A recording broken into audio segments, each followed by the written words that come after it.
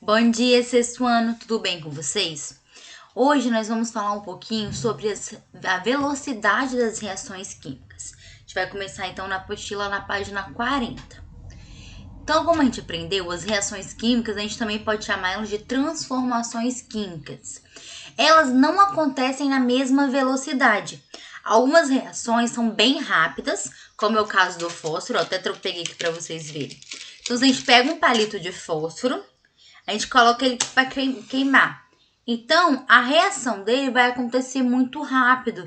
Então, em questão de segundos, né? Ele vai queimar por completo, igual tá aparecendo aí para vocês também na imagem que tá aí na apostila, aí do ladinho. Então, é uma velocidade que acontece, uma reação que acontece numa velocidade muito rápida. Agora, nós temos algumas outras reações que têm uma velocidade mais lenta. Então, acontecem ao longo dos anos. Ou também, né, ao longo de períodos que a gente consegue observar. Aqui nós temos o apodrecimento de uma maçã. Então, se a gente pega uma fruta ou qualquer alimento e deixa ele exposto, ao longo do tempo ele vai começar a apodrecer. Então, tá acontecendo uma reação, uma transformação. Tá tendo mudança no seu cheiro, tá tendo mudança no seu aspecto visual, né? Então, é um tipo de reação. E essa velocidade acaba sendo um pouco maior do que de um fósforo queimando. Tem algumas outras reações também que acontecem ao longo dos anos que a gente vai viver a vida toda e nem vai conseguir ver o final desse processo. Então, quando a gente joga um material no lixo, acontece uma série de transformações. Os restos de alimentos, eles são decompostos mais rapidamente por causa da ação dos fungos e das bactérias. Eles vão liberar gases que são mal cheirosos, que a gente chama de chorume. Então, vai identificar que as suas características iniciais, referentes à sua cor, ao seu cheiro, à sua aparência, são totalmente diferentes daquelas que estão no final. Então, às vezes a gente tem um alimento, ele foi decomposto ali e formou esse chorume, que às vezes forma um líquido, que fica um líquido que acaba cheirando mal, né? E também esse gás que fica mal cheiroso. Então, os materiais que a gente falou na aula, no conteúdo passado, os materiais que demoram a se decompor, como os plásticos, vidros, latas de alumínio, eles também sofrem uma transformação. Porém, essa transformação demora tanto tempo, mas tanto tempo, ela é tão lenta que acaba prejudicando o meio ambiente. Então, se a gente comparar a decomposição de um plástico com um palito de fósforo, a gente vai entender que a gente vai perceber, né? O quanto vai demorar. O palito de fósforo é rapidinho. Ou até mesmo com a maçã, que dura um pouco mais que o palito de fósforo. Então, vai acontecer num tempo bem menor e o plástico vai ficar lá um tempão. Então, tem materiais que, igual eu falei, a gente vai viver a vida toda e mesmo assim a gente não vai conseguir ver o final desse processo, de tão lento que esses materiais são. Por isso que eles prejudicam tanto o nosso meio ambiente. Então, por ser tão lenta essas transformações, elas não são percebidas por nós por muito tempo. Então, a gente precisa, vou só reforçar aqui, a gente precisa, né, melhorar, ajudar o meio ambiente para poder reduzir esses materiais que demoram tanto tempo para poder se decompor. Então, a gente tem que separar o lixo, né, o lixo úmido do lixo seco, mandar para reciclagem aquilo que pode ser reciclado. Então, isso vai ajudar muito o nosso meio ambiente, por causa desse tempão que demora para acontecer a decomposição desses materiais. Então, essa diferença na velocidade dessas reações ocorre por causa da natureza do material. Então, a composição que tem nesses materiais, né? Mas todos eles vão ter sempre algo em comum. Então, se ele sofre uma reação química, uma transformação química, ele sempre vai chegar no final do processo com uma nova substância. Então, eles podem ter materiais diferentes que formam cada um, mas no final eles todos vão ter o mesmo resultado, ou seja, formando um novo material diferente daquele, né, do começo. Então, sempre numa transformação química, numa reação química, eu vou estar formando uma nova substância. Então, além disso, tem outros fatores que ajudam na velocidade dessas reações. Então, nós temos as substâncias que estão envolvidas e também a temperatura, que influencia muito na velocidade dessas reações. Então, aqui nós teríamos fazendo ciência, né? Vou explicar para vocês mais ou menos como acontece. Então, na primeira experiência, no procedimento 1, se for aí, né? Vocês vão acompanhando comigo. Nós temos aqui uma casca de ovo quebrada normal e outra toda trituradinha. E isso está sendo jogado em um copo de vinagre. Então, os dois copos têm vinagres. Eu joguei aqui a casca de ovo quebrada só no meio e a outra toda triturada. Então, qual dos dois que vai ter uma velocidade maior de reação? Então, toda vez que eu tiver um contato maior com aquela substância, eu vou reagir mais rápido. Então, nesse caso aqui, a casca de ovo que vai sofrer essa reação mais rápido vai ser essa casca de ovo triturada, porque eu consigo pegar aquela casca toda por um todo com mais facilidade, porque ela está quebrada em vários pedacinhos. Então, ó, quanto maior for a superfície de contato entre os reagentes, maior será a velocidade de reação. Ou seja, a água do vinagre consegue pegar a casca triturada praticamente toda com mais facilidade do que a casca que está maior. Então, ela começa pelas bordas, até fazer a casca toda vai demorar. Como a triturada está bem pequenininha, a velocidade da reação é maior. E aqui também nós temos outro experimento. Então, 3 copos d'água. Um copo tá com água fria, o outro com água em temperatura ambiente e outra com água quente. Coloquei 3 comprimidos efervescentes, o mesmo comprimido para as 3 águas nas 3 temperaturas. Então, qual das 3 vai sofrer uma reação mais rápida?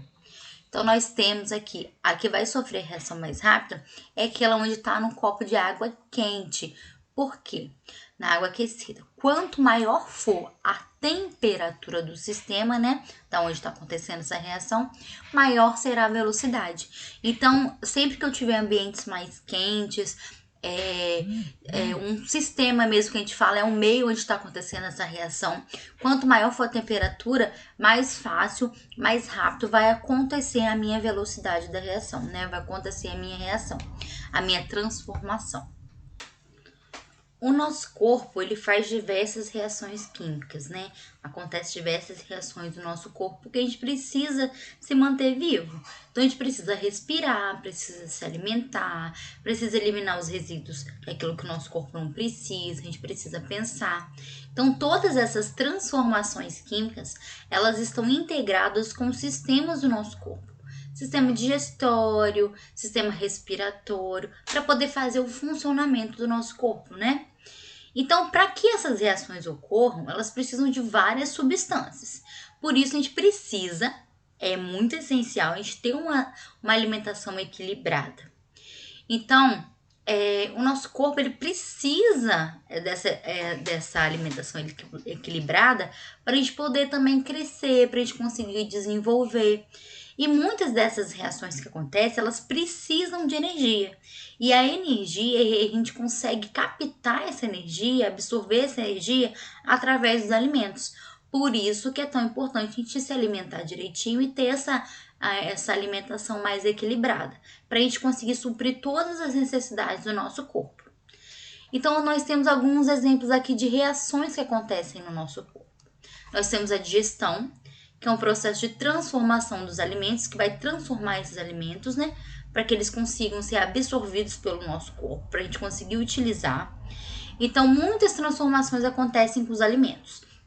Nós temos que começa pela boca, com a transformação química, que é através da saliva, onde a saliva ela começa a atuar, né, quimicamente para poder ajudar a amolecer esse alimento, né? Para poder fazer com que esse alimento ele chegue de maneira mais fácil no nosso estômago, para a gente poder ir conseguindo absorver todos os nutrientes. E também tem a questão dos dentes, que ajuda na transformação dos alimentos também.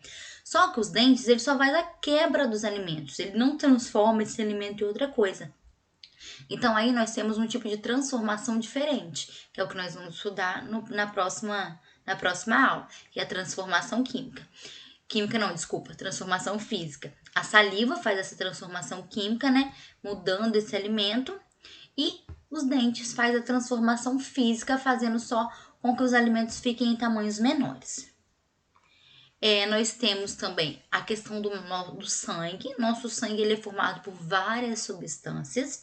Então, quando a gente se fere, a gente faz um corte, um machucado, ele vai transformar, ocorre uma reação química que vai deixar esse sangue mais espesso, mais denso, como se fosse mais grossinho, e vai formar aquela casca do machucado.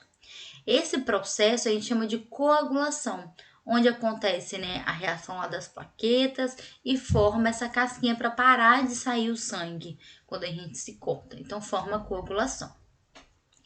Nós temos também várias reações que ocorrem no nosso corpo e nem tudo o nosso corpo precisa. Ele precisa eliminar os resíduos que ficam dessas reações. Algumas substâncias que são produzidas, a gente não precisa delas. Então, isso acontece através do sistema excretor, que a gente chama também de sistema urinário. Então, o nosso corpo também tem esse mecanismo de eliminar substâncias que não são essenciais pra gente, que a gente não precisa mais. Então, a gente faz a produção da urina e consegue eliminar essas substâncias. Então, além disso, também nós temos as reações que acontecem no processo de respiração, né? A respiração e a coordenação de atividades, elas dependem da combinação de diversas outras reações químicas que acontecem no nosso corpo. Então, a gente está relacionado com o sistema nervoso, com os demais sistemas de forma integrada, ou seja, de forma conjunta. Então, para a gente poder fazer a respiração, a gente sofre uma reação, a gente absorve o quê? A gente absorve oxigênio, né, para poder fazer o processo de respiração das nossas células. E a gente está liberando gás carbônico, que é uma coisa totalmente diferente. Então, aconteceu uma reação dentro do nosso corpo. E para poder fechar nossa aula aqui, eu vou falar um pouquinho sobre automedicação, que é uma coisa que a gente não deve fazer, né? Existem os médicos aí para a gente poder ir mesmo até eles, a gente saber o que tomar de fato. Então, se a gente se alimenta mal, se a gente tem alergia, tem algumas infecções, isso tudo que causa mal-estar na gente, faz com que o nosso funcionamento do nosso corpo ele fique alterado, né? Acaba dando algum prejuízo para o nosso corpo. Às vezes nem é um prejuízo tão grande, mas altera, né, esse funcionamento do corpo. Então, às vezes um fator que vai causar uma doença na gente, esse fator não é externo. Pode ser o nosso corpo mesmo produzindo alguma substância que ele não deveria produzir. Então, outras vezes também ele pode deixar de produzir uma substância. Isso vai alterar o funcionamento do nosso corpo. Se ele vai produzir alguma coisa que não deveria naquele momento, ou se ele deixa de produzir o que deveria. Então, isso altera o funcionamento do nosso corpo e acaba causando alguma coisa. Nosso corpo começa a reagir, mostrar pra gente que tem alguma coisa errada. Então, em algumas situações, a gente, ao invés de ir no médico, tô sentindo uma dorzinha aqui, uma coisa ali, já se automedica. Então, isso não é o correto. O fundamental é a gente consultar um médico para ele avaliar corretamente todos os sintomas, para poder entender tudo que está acontecendo com o nosso corpo, né? Sobre os sistemas, até que ele vai buscar esse tratamento da melhor forma. Então, às vezes a gente acha que é uma dorzinha de cabeça só, mas é um sinal que o nosso corpo pode estar dando para uma outra coisa. Então, o certo é sempre a gente estar indo procurar um médico, sabendo da onde que tá vindo aquilo ali, aquela dor, né? Então, a gente precisa ter sempre essa consciência de não se automedicar, porque isso não é uma solução. Às vezes a gente está até retardando um tratamento que já deveria estar acontecendo, tá bom? Então, nossa aula de hoje termina aqui. Na próxima aula a gente vai começar a falar um pouquinho sobre transformação física. Na quinta-feira nós temos aula online, tá? Eu vou passar para vocês todos os horários certinhos lá no grupo. Beijo, fiquem com Deus. Até quinta-feira. Espero todos vocês, hein?